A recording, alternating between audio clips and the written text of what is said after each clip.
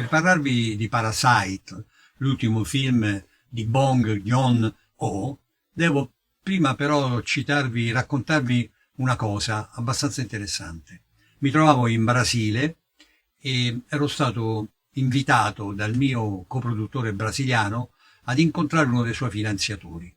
Questo finanziatore, un certo Bartolomeu Joao, con una serie di 3-4 cognomi, in parte secondo l'usanza brasiliana, in parte secondo proprio il lignaggio della sua famiglia, ci invitò nel suo appartamento ad Ipanema, il quartiere più elegante di Rio de Janeiro.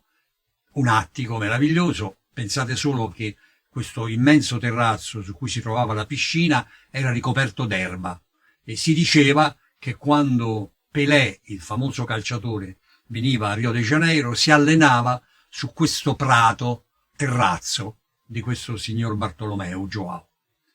E abbiamo parlato e lui poi mi ha invitato a fare un bagno, ma non nella piscina dove erano tutti gli altri, ma nella sua piscina privata nel superattico. E siamo andati in questo superattico dove c'era di nuovo questa super piscina meravigliosa con la jacuzzi e tutti i comfort della terra. Mentre facevo il bagno, sguazzavo nell'acqua di questa lussuosissima piscina, ho chiesto al mio ospite ma che lavoro facesse per permettersi tutto questo. E l'ospite si è offeso. Le sembro uno che lavora, mi ha detto irritato, come se l'avessi ingiuriato. Sono 500 anni che nella mia famiglia non lavora nessuno, noi siamo benestanti. Era il discendente di uno dei Bandeirantes, quella specie di conquistadores portoghesi che avevano praticamente esplorato tutto il Brasile impossessandosi di ricchezze e vendendo schiavi. Quindi, cioè, una delle forme di ricchezza più abiette che ci potesse essere era stata formata. Non sono mai più andato da lui e sono uscito quasi subito da questa casa, gettando la disperazione il mio produttore brasiliano. La mia troupe però è rimasta come affascinata dal fatto che io fossi andato addirittura a casa di questo e addirittura avessi sguazzato nella sua piscina. Una aurea quasi sacrale mi ha circondato, con mia grande irritazione, perché ho capito e sapevo anche che i ricchi, i molto ricchi, sono una specie di mito per i poveri, me compreso tra l'altro. Io non vedevo il mito, però potevo capire questa aurea che li circonda, perché in realtà i poveri sognano i ricchi, ho scoperto e ho pensato. E alla base del film di Bong Joon-ho c'è proprio questo sogno dei ricchi. Già questo regista coreano, intelligente, particolare, talentuoso, con una visione, con la capacità di unire il film popolare all'alta classe intellettuale in un miscuglio inestricabile e di grande suggestione, ci aveva dato degli assaggi, ne ho già parlato precedentemente, nel film Host, in cui c'è questo mostro creato dall'inquinamento che rapisce le persone, le uccide, poi rapisce una bambina ed è solo questa sconclusionata famiglia della bambina a essere in grado di fermarla con i legami della solidarietà e dell'affetto che superano qualunque distanza sociale. E l'altro film molto interessante, visionario e fantapolitico e fantapolitico e anche fantascientifico, che si chiamava Snowpiercer, il treno che corre eternamente in un panorama innevato e che è praticamente una sorta di Olimpo in cui da una parte ci sono i ricchi che vivono come dei e dall'altra parte, la maggior parte del treno, ci sono i poveri in una specie di carro bestiame gettati alla deriva, finché c'è questa rivolta dei poveri contro i ricchi, cioè dei mortali contro gli dei praticamente. Questa volta in questo film, in Parasite, il regista coreano unisce questi due elementi, la solidarietà, i legami della famiglia, la forza e gli affetti di una famiglia che per quanto sconclusionata e squinternata però sente molto bene i legami di affetto, va bene? E dall'altra parte gli dei, l'Olimpo. In questo caso l'Olimpo non è più un treno ma è una casa meravigliosa, stupenda, una casa realizzata da un grandissimo architetto con spazi quasi magici di grande suggestione, un giardino che è come ha tutte le caratteristiche del giardino proibito, è un luogo fantastico, straordinario, è il primo dei componenti della famiglia che si insinua dentro proprio come un parassita, mentendo e mascherandosi da un altro, scopre questo piccolo paradiso nella città e piano piano riesce a far centrare tutti i suoi familiari. E questo gruppo si insinua proprio come parassiti nel tessuto connettivo della casa, diventandone praticamente i padroni. Quindi è l'assalto al cielo dei poveri verso questo Olimpo di ricchi. Però, è la cosa stupenda,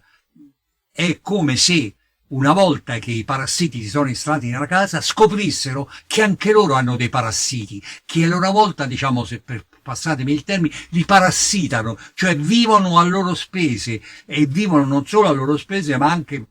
ignorati da loro e pur sfruttandoli. Ecco, questo gioco degli equivoci, questa straordinaria scatola cinese, in questo caso una scatola coreana, che si apre rivelando di nuovo un'altra scatola, un'altra cosa, è la classica commedia degli equivoci, dove però ogni equivoco in realtà è come se fosse un armadio che nasconde uno scheletro, e ogni scheletro che esce non solo vuole vivere, ma pretende la sua porzione di felicità. E quindi è una rincorsa dove non sai mai che cosa si può nascondere. L'abilità straordinaria di Bong Joon-ho è quella di dare a tutto questo un apologo sociopolitico, a quella che sarebbe una semplice commedia comica e divertente, elevarla di tono e e dare come una radiografia della Corea del Sud contemporanea, ma in realtà di ogni parte del mondo a economia avanzata, dove l'apparente benessere in realtà nasconde una serie di parassiti, cioè quindi una serie di sfruttati che cercano di sfruttare a loro volta questa situazione in una scala infinita. C'è una scena esemplare nel film, il momento in cui piove e c'è una grande pioggia, e questa grande pioggia nella casa Olimpo, nella casa degli dei, in realtà è solo una mutazione del paesaggio, perché attraverso i cristalli del grande salone la pioggia che cade nel giardino diventa un gioco di luci, di ombre, un suono piacevole. Ma il momento in cui, per una ragione che non starò a spiegare, per non fare lo spoiler del film, i nostri protagonisti devono uscire da questa casa e devono correre nella loro, e c'è come una discesa all'inferi, cioè mano a mano, con molta abilità, il regista fa vedere tutta una serie di passaggi per cui da questo luogo suggestivo e paradisiaco si scende sempre di più verso il basso, dove la pioggia diventa sempre più acqua che bagna davvero, dove addirittura in certi punti esonda, e dove addirittura in altri punti fino in fondo che proprio esce fuori dai tombini, esce fuori dai gabinetti, diventa acqua mefitica, orrenda, orribile, dove sguazzano i nostri protagonisti.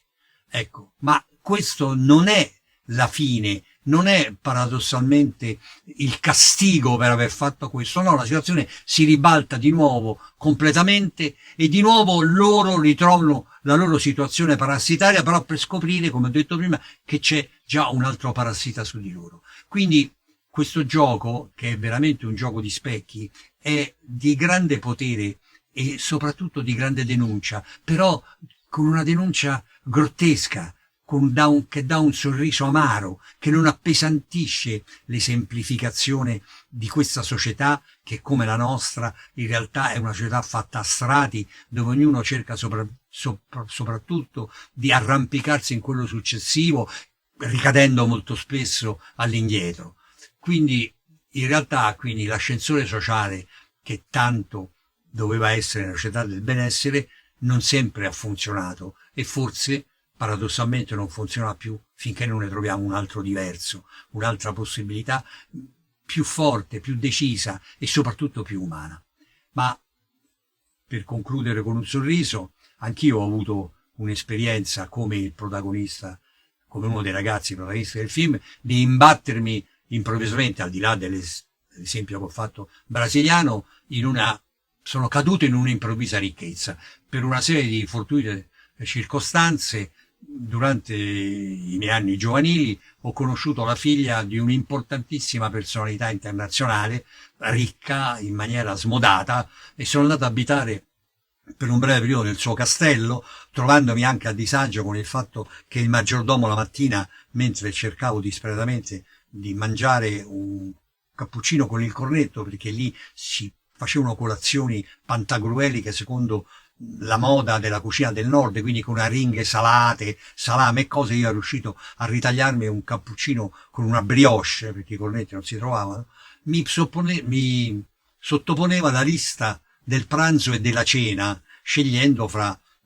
pietanze prestigiose, e perlomeno anche se erano minestre venivano chiamate potage, e se anche erano frittate venivano chiamate omelette, e quindi poi cacciagione, e poi caviale, e poi champagne. Insomma, per farla breve, questa avventura è finita nel giro di un mese e mezzo, due. Io sono tornato a casa e mi ricordo sempre che sono tornato a casa di sera, tardi, dall'aeroporto, e i miei dormivano, io ho aperto la porta, piano, ho lasciato le valigie, sono andato in cucina, ho aperto il frigorifero perché ero affamato e ho trovato una meravigliosa pasta e fagioli. Una pasta e fagioli, come si dice a Roma, mattonata, cioè che si era rappresa nel frigorifero. E ci ho messo un filo di olio, ci ho messo del pecorino e l'ho mangiata nella mia modestissima cucina con le piastrelle e i pavimenti di formica, senza affreschi alle pareti, ma con il calendario del frate Indovino. E ho scoperto che era buonissima, e ho scoperto che ero povero e che ero felice di esserlo. Grazie.